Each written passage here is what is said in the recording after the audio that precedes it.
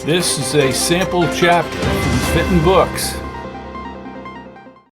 Chapter 14, 977 Mulberry Road, Grassley, Louisiana, March 1st, 1967, 2:20 p.m. Vietnam combat deaths, March 1967, 403. In the lower office, Patch positioned himself in front of the portable television on the counter as the gray-haired Garrison spokesman stepped up to the microphone and read a statement. On March 1st, 1967, the first arrest has been made in the investigation of the New Orleans District Attorney's Office into the assassination of President John F. Kennedy. Arrested this evening in the District Attorney's Office was Clay Shaw, age 54, of 1313 Dauphine Street, New Orleans, Louisiana. Mr. Shaw will be charged with participation in a conspiracy to murder John F. Kennedy. It should be pointed out, however, that the nature of this case is not conducive to an immediate succession of arrests at this time. However, other arrests will be made at a later date. This is District Attorney Jim Garrison's official press release. Ferry would have been arrested and would be watching him now, said Patch, looking over his shoulder at Meinkewitz in his blue and gold UCLA ball cap and hoodie. I never would have believed this would happen in the United States, said Meinkewitz. Later, Garrison spoke. The situation speaks for itself. We made an arrest. There will be more arrests. And I have no doubts whatsoever about the case. I said this some time ago, and I meant it. And when I say there will be other arrests, I mean that, and they will stand up. Has Mr. Shaw professed his innocence? No comment about that. I believe you're on a lie detector test. I don't want to comment in any way on Mr. Shaw because I want to lean over backwards, not to...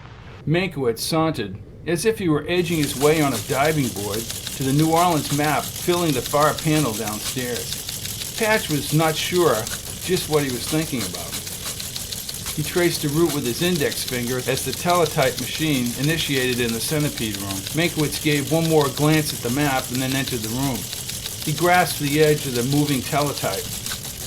Ah, this is interesting. Just shows we're going through huge amounts of information. We're going to need to be detailed and not make a mistake with the attack coming on Garrison, said Patch. This is interesting. What is it, Ray? Do you know Walter Sheridan?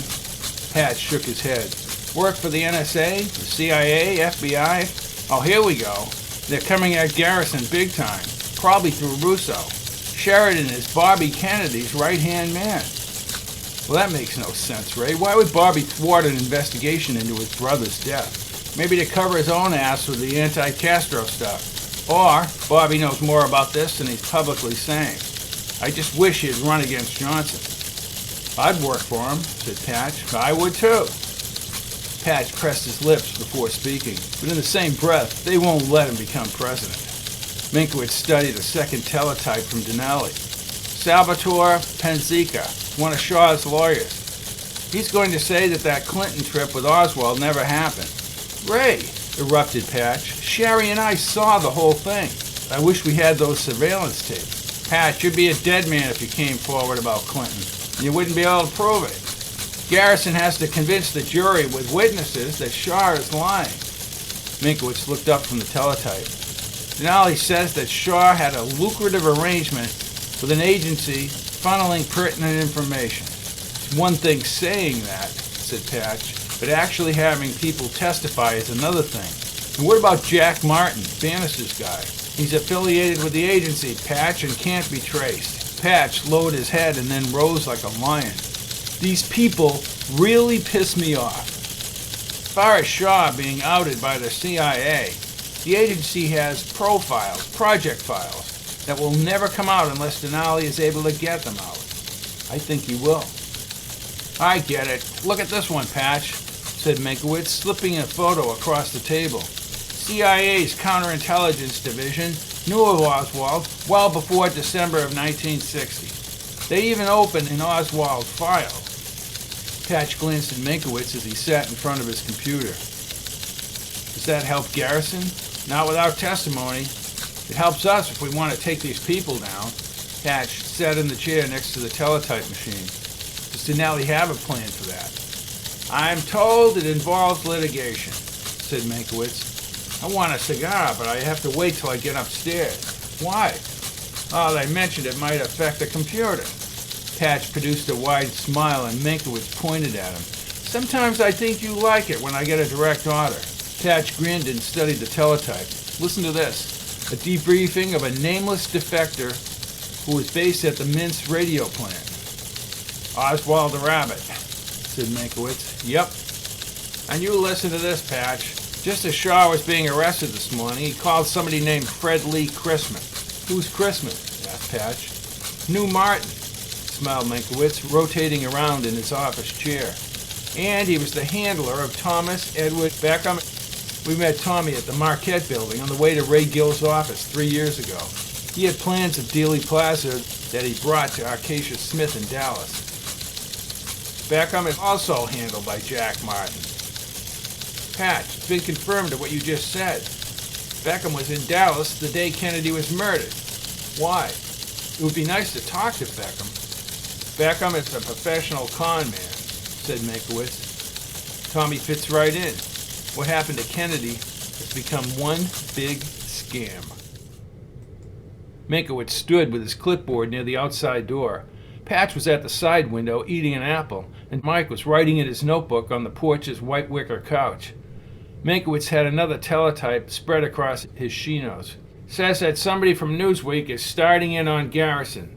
Saturday Evening Post has an article coming. We need to get copies. More scams, Ray? Said Patch, biting into an apple.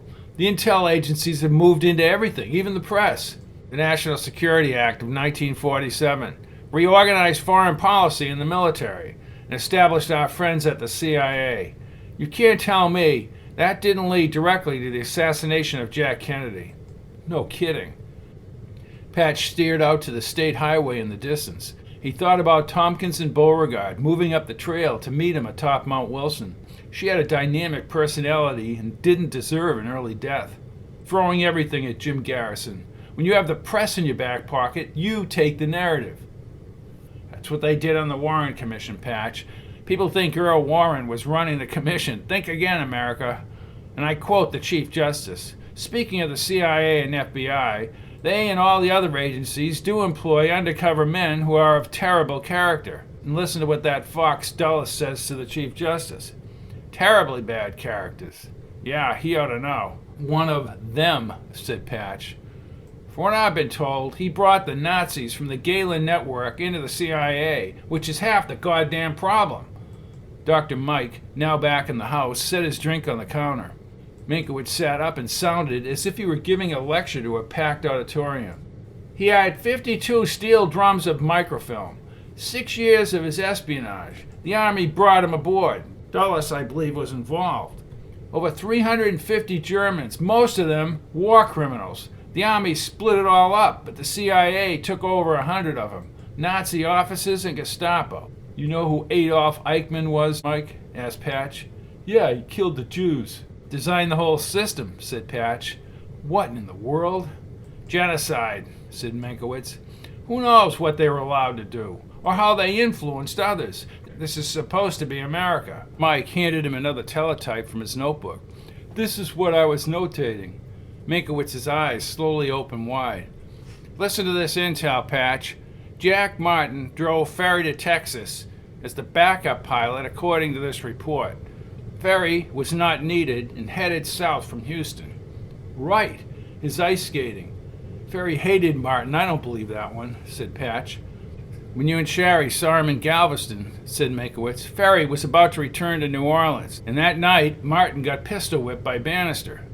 Bannister was a dangerous man. Somebody removed him from the planet. Ferry turned himself in on the 25th, but his arrest went nowhere. 2 days later, he was out. The FBI had Garrison's file on Ferry, and now it's in the National Archives. Surprised? Asked Patch, watching an occasional car go by on the state road. Shaw was told what he needed to do. I agree, said Meinkewitz. The day after the assassination, Dean Andrews, an attorney in New Orleans, received a call he originally said was from a Clay Bertrand, who wanted Andrews to fly to Dallas to represent Oswald.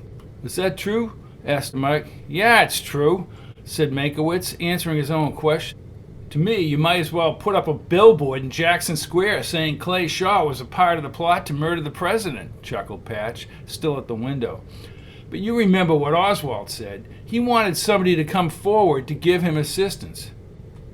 Meinkewitz snapped his fingers. That's exactly right, Patch. It also tells me something else. Shaw knew only one angle of the plot, branding Oswald as a Marxist. Oswald was a condemned man once he requested help to the television camera. Exactly. Oswald thought he'd get help. He called an O&I cutout in Nags Head, North Carolina. Did they go through channels to get to Shaw? Well, that's a good question. Somebody did, said Meinkewitz. Shaw wouldn't stick out his neck for Oswald all on his own after the president was killed. Patch turned from the door. I saw Shaw watching Oswald hand out those pamphlets. And now Garrison has arrested Shaw. Amazing perception by Garrison, said Patch. No one else has investigated the assassination. Garrison met Senator Long by accident. Well, I'm not sure it was Long, said Meinkewitz. Doesn't matter. Long or whoever said the members of the commission fouled it up. No way one man could have shot the president like that. Meinkewitz finally lit a cigar. That's when Garrison began looking into it. He bought the 26 volumes, and more than that, he read the volumes. What you found during the summer, Patch, Garrison found later on. Bannister, the Cubans, the CIA, and Army Intel, FBI, you name it. Shaw is now our immediate problem, Ray, with Ferry and Diwali. They'll protect one of their own. Let's look at the esteemed Mr. Shaw, a.k.a. Bertrand, OSS in the Second World War. That got him enmeshed in intelligence. Post-war, he was a real estate developer. Then he helped found the International Trade Mart in New Orleans, which extended worldwide, and he sponsored the industrial expositions in the Caribbean. Does Garrison have this information? Asked Patch. Meinkewitz took a deep breath, as if he were sorting through what he wanted to say. He has some of it. Shaw's International Trade Mart, the Centro Mondiale Commerciale, which was founded in Montreal, Canada in the late 1950s, then relocated to Rome in 1961.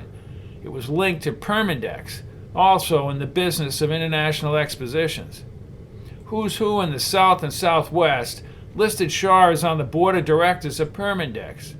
In the 1963-64 edition, Permindex was nixed. Shaw had provided the CIA with 30 reports between 1949 and 56. Shaw introduced CIA Deputy Director Charles B. Cabell to the Foreign Policy Association in New Orleans. Cabell branded President Kennedy a traitor for refusing to use U.S. military power to salvage the Bay of Pigs. This should be a slam dunk, Ray, but then again we're dealing with the CIA and an all-out government attack. Maybe he's J. Edgar Hoover, added Meinkewitz with a quick laugh. If he is, then God help him. It says here that Clay Shaw is identical with an individual by the name of Clay Bertram, who was allegedly in contact with Dean Andrews, a New Orleans attorney, in connection with Lee Harvey Oswald, and here's what they state.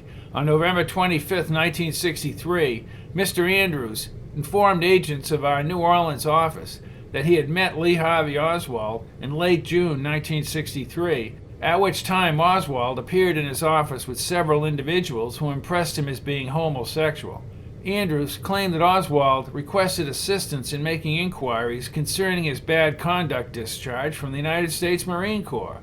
Andrews also indicated that Oswald asked him questions concerning the citizenship status of he and his wife.